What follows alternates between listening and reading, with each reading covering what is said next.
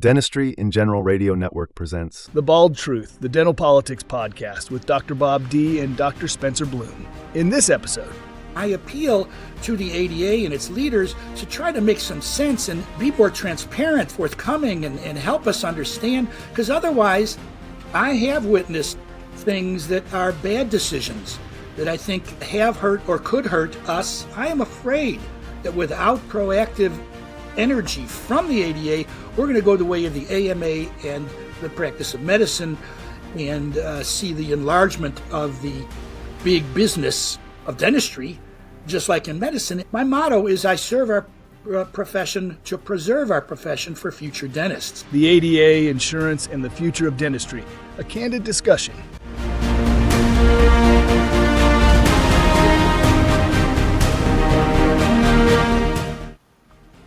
Hello, everyone. This is Bob Dee. I'm here with Spencer Bloom. We are a couple of dentists who are vocal about organized dentistry, and this is our first episode, officially our first sit-down with Spencer to discuss what's important in organized dentistry. This is the only podcast that discusses organized dentistry in a candid way. What do you think? Probably. I think our passion is above average. I think our insider take on things is different and maybe better. And I think our willingness to fight for an ADA that we wish we had comes with more passion than most. So I think our discussions will be spirited and hit a lot of nails on the head. We'll be providing good information for them. You know, I want to first talk about the two of us, who we are. You know, obviously, I'm the founder of the Dentistry in General platform that has the Facebook group and the YouTube channel, but I don't think many know who Spencer is. Tell me a little about how you defend the ADA, because I know when people say, oh, they got their hands in the pocket of the insurance companies, it offends people. It offends people like you that literally leaves their practice. You know, you dedicated your life to this and you're not getting paid. You're spending your own money actually doing this kind of stuff. Tell me a little about your sense of volunteerism for organized dentistry. Well, I am a strong advocate, and I have bad reactions against people who insinuate that the ADA's actions and inactions are based on people being paid off to be on the side of insurance or on the side of big dentistry. And I don't believe anyone's being paid off. I think I'm seeing good intentions implemented poorly. I think we're seeing optics that stink. And when people are not understanding what they're seeing and it doesn't make sense, their first knee-jerk reaction is, oh, they're being paid off and I get defensive of the ADA. No, they're making mistakes for sure. And yes, I agree with you, the optics stink, but that's not the reason.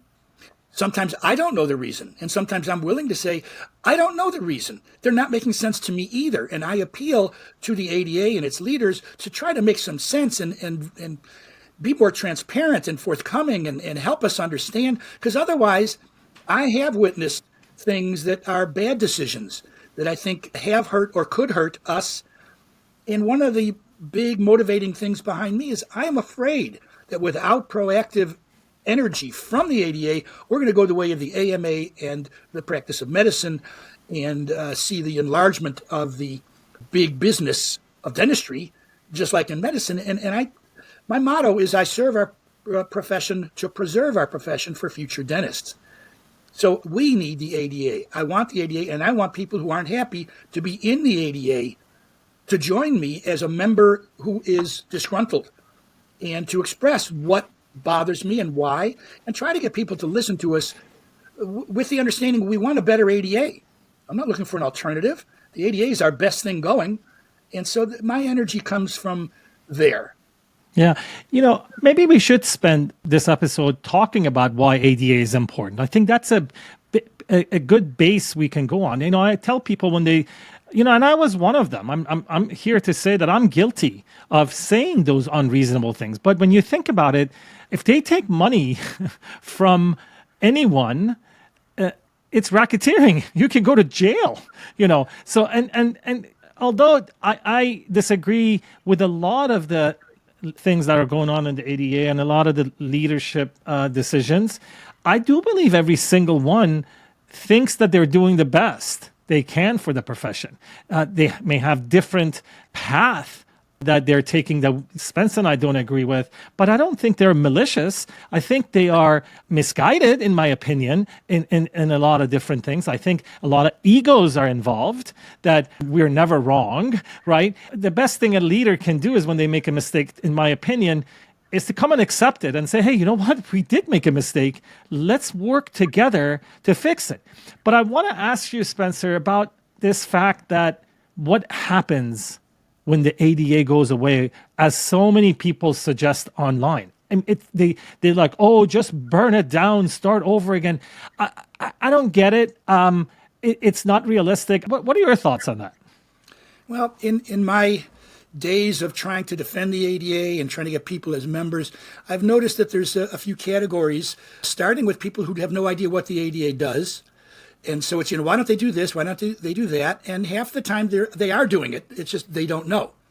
Non-members especially, they have no clue what the ADA does, what they're trying to do, what they've tried, what they've succeeded at, what they failed at. They just have no idea.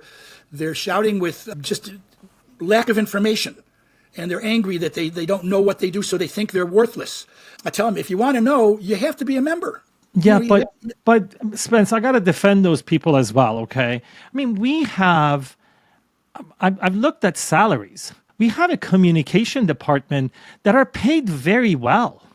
We have a lot of people employed by the ADA to do the job of communicating with people. If a member doesn't know what the ADA does, whose fault is that? I understand you and I are different. We're going to go look for that. But if your existence depends on membership, wouldn't you want to advertise that you did such a great thing? Why would Bob D has to create a website to put these things on his own website, the good things that the ADA has done? I mean, do you see a problem with the communication of the ADA?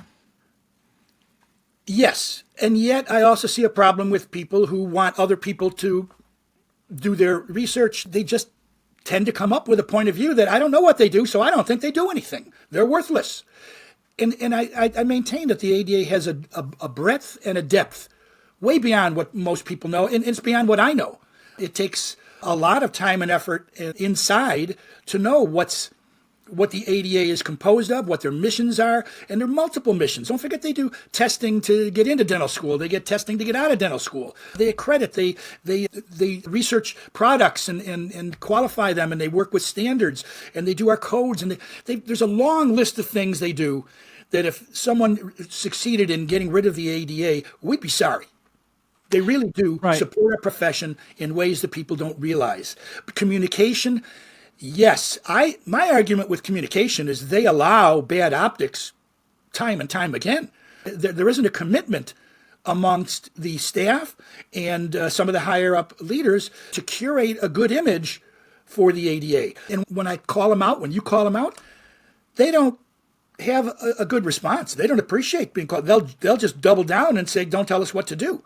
But their image hurts them. And I think their image hurts them more than their level of dues.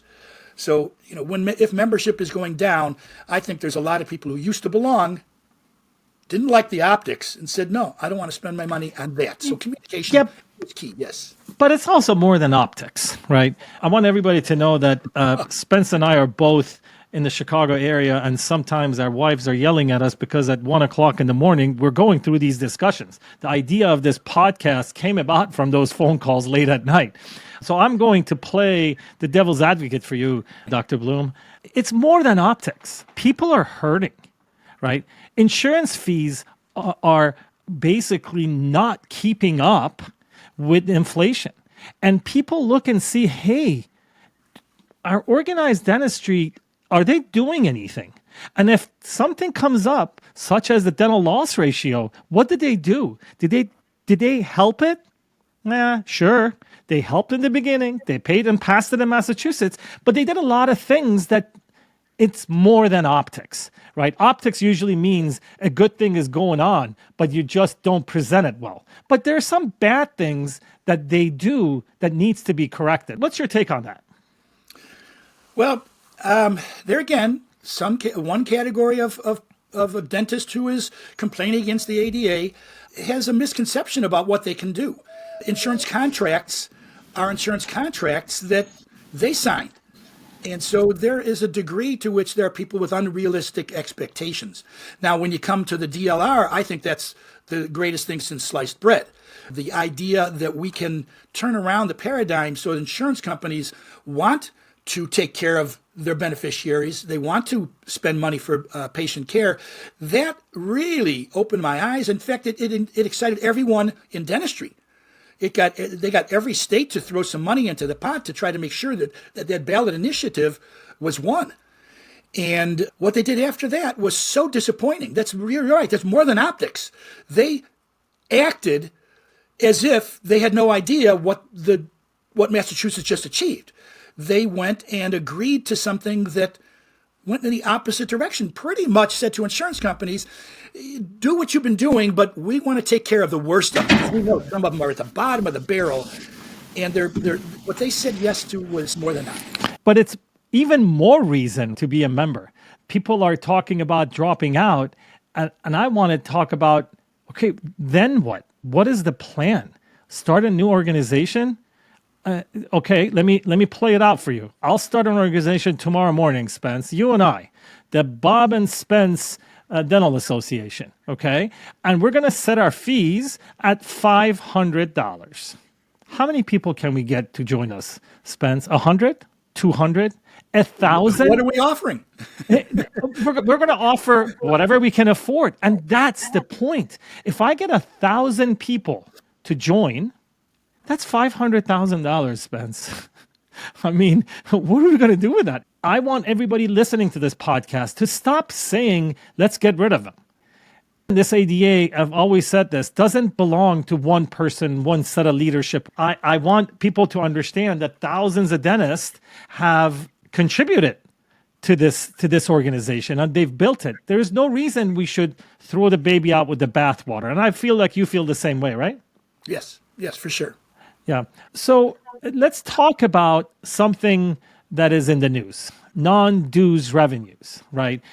My take on the whole thing is that, yes, we do need some revenues to come in from different places, but we need to be very careful when they're coming from. And the higher that limit is, the less accountability we have to members. In other words, I believe reduction of income from dues will reduce the accountability of the organization to its members. What are your thoughts on that? I think I know where you're going, and it's a double-edged sword. Yes, we need non-dues revenue, otherwise our dues will double. In order to do what we're doing, we need a certain operating budget, and that's a different discussion as to what's in that budget and what things, what it means to us. But the concept of non-dues revenue is very important.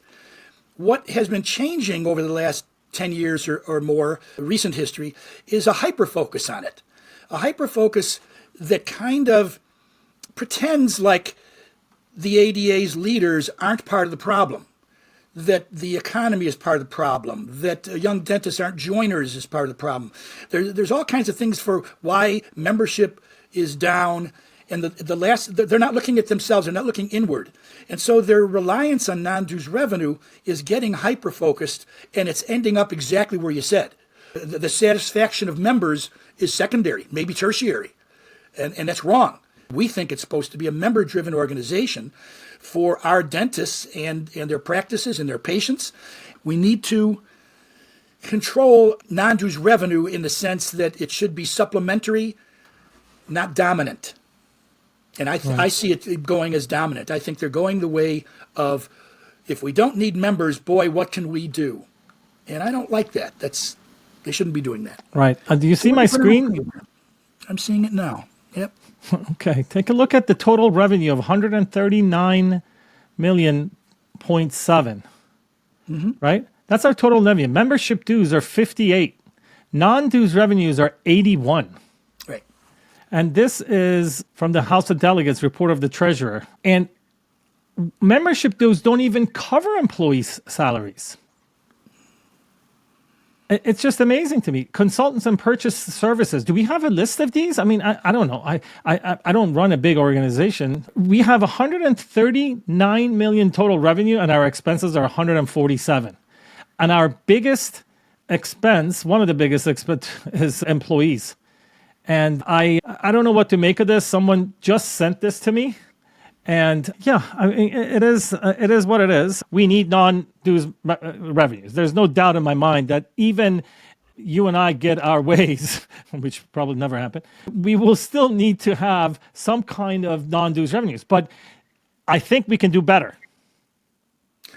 For sure. Non-dues revenues are necessary. I have no argument against them. I'm not a big fan of analyzing the numbers because I don't know enough. But I do see your point. If the operating budget is 61% paying for employees, that doesn't sound right. I mean, that wouldn't work in a dental practice. It shouldn't. It doesn't work here, and something is wrong with that. For sure. 61 million out of the 147. 61 million is basically employee packages in 2023. And 2024, it seems to be forecasting at 64.7. I mean, that's probably about 40%, I would think. Yeah, I mean, again, I am not qualified to say if that's high or that's low, right? We need to recognize that. I'm not going to sit here and criticize them for paying this person this much and that much. But I want to tell you something.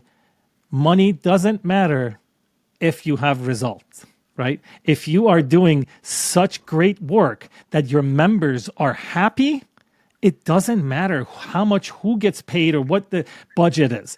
People start looking into things when we are hurting as wet glove finger dentists. You see what I'm saying? That is what I want to talk about, because people talk about money all the time, and I know you sometimes criticize me when I say, I've known to be calling some organized dentistry people the wedding planners, but I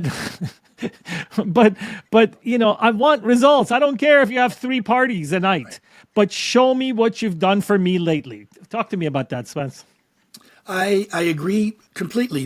The complaints that we're not getting, that dues are not worth it, starts begetting the search for where's the money going and what are they spending it on, and it's not worth it. And there's a lot of fault with transparency, communication, and the numbers are really kind of large. There are some employees that are paid a lot of money, and I don't think there should be a communication problem. They're paid well enough. Why aren't they getting that job done? Why aren't we aware of some of these benefits? How come I'm like the only one ever telling people, we have a library. You can get your money's worth by just using the library benefit. And the ADA itself doesn't promote that unique benefit. There's a lot of things that aren't on their radar that bother me because people are disgruntled. Yeah. And it all seems to point to very similar things. And they're not addressing, they don't care if we're disgruntled, and they especially don't need to care if they keep finding non-dues revenue to make up for it. And that's the key, right? Yes. I mean, these corporate partnerships, these non-dues revenues are coming into play and discussions because people are not joining, and nobody asks, why aren't they joining? People go, let's replace the revenue. That is the problem. I don't want a Mercedes-Benz lease. I don't want the credit union. They look at value so differently, Spence. They look at value. They think, the new generation looks at this. The new generation is exactly like the old generation. Give them 2 years and they will think exactly like us, right? Nobody cares about getting their money's worth, the $1,500 on average that we pay, through tangible things, right? Give me intangible things in Washington, D.C., and I get people paying year after year, and I'll bring you members back up to 80%. What are your thoughts on that? Yes, you hit some nails right on the head. The mindset there is that we are their customers. We're not members in a professional organization. We are customers of a business called the ADA. And, well, I kind of get that. They always sold, the patient information pamphlets. They always sold the code book. I get that. But their hyper-focus on what they can sell us as opposed to what can they do that nobody else can do for us, and driven by what we need and want. It's frustrating that they want to make me a customer and figure out how to sell to me. They need, among other things, number one, is make sure we don't go the way of the AMA and the practice of medicine.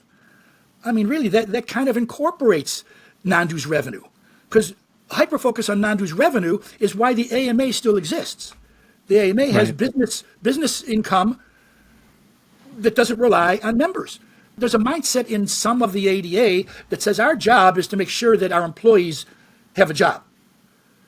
And part of their job is being dismissed, which is to support us, to make sure that when we need insurance reform, that it doesn't take the shape of the NCOIL model, that it takes the shape of real insurance reform.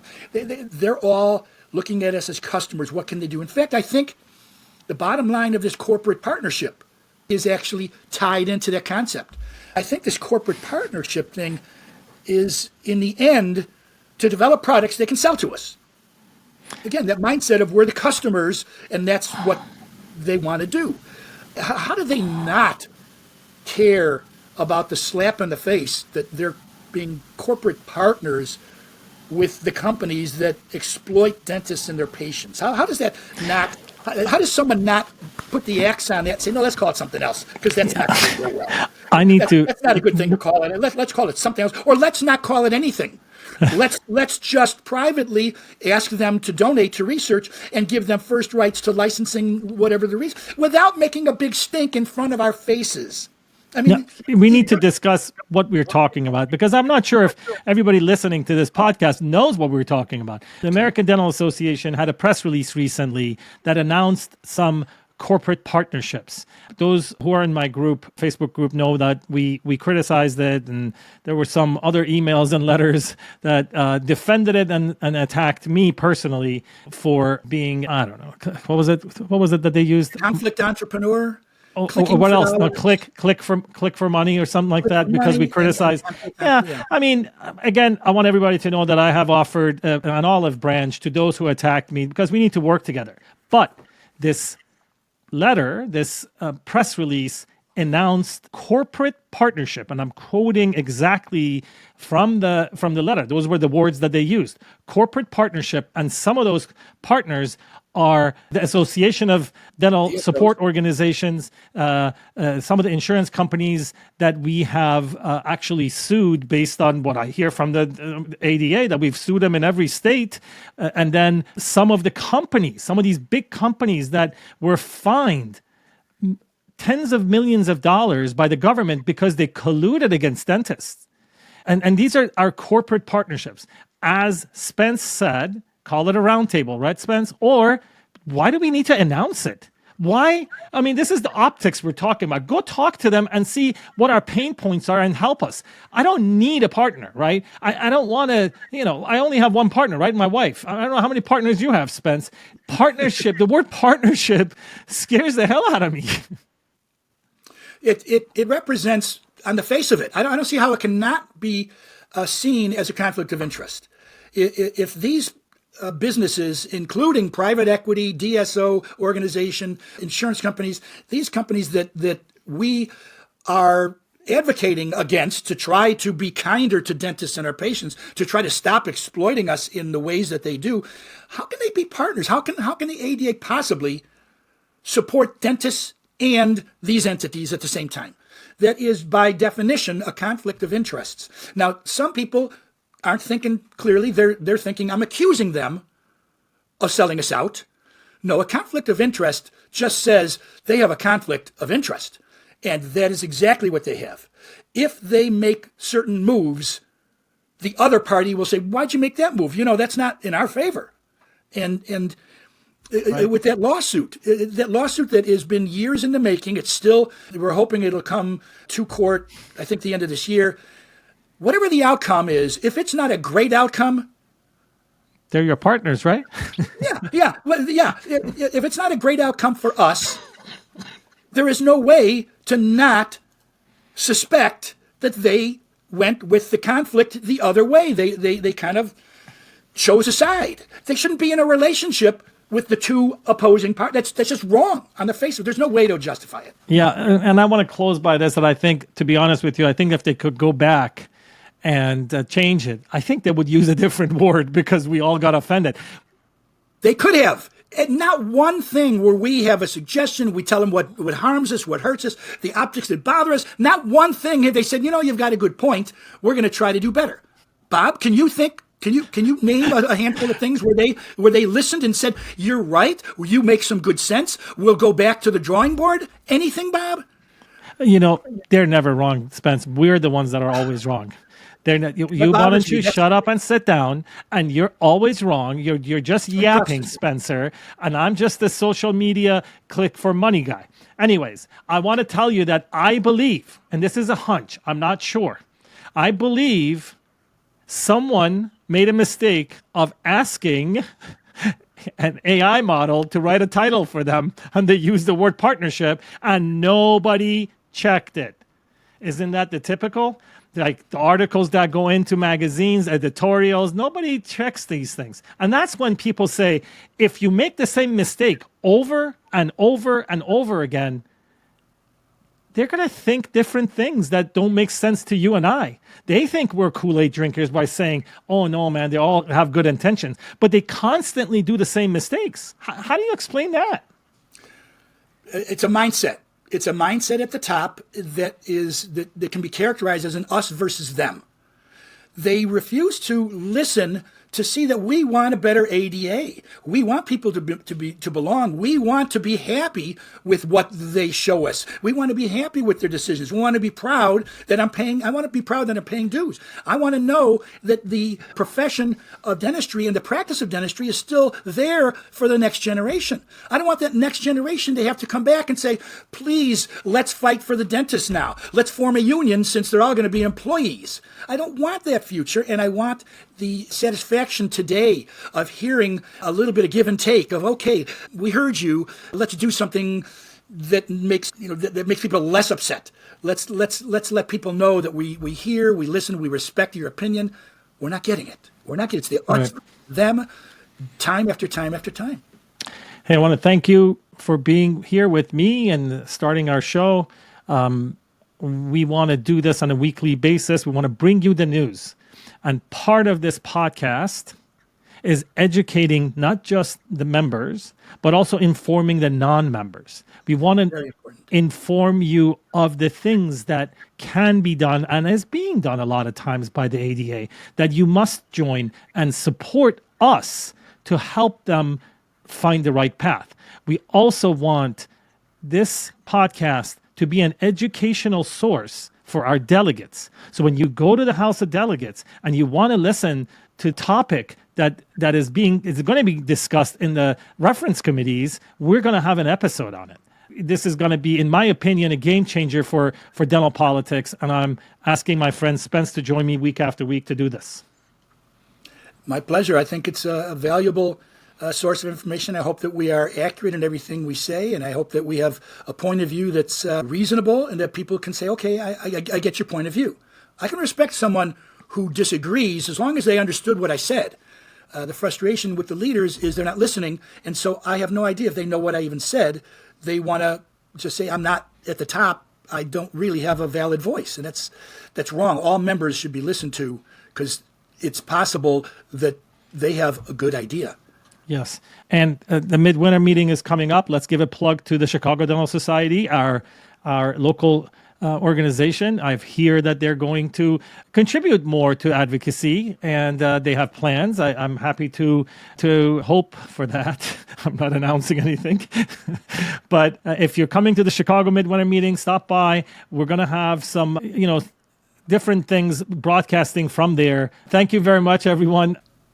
Thank you, Bob. Thanks for letting me be part of this. I appreciate it.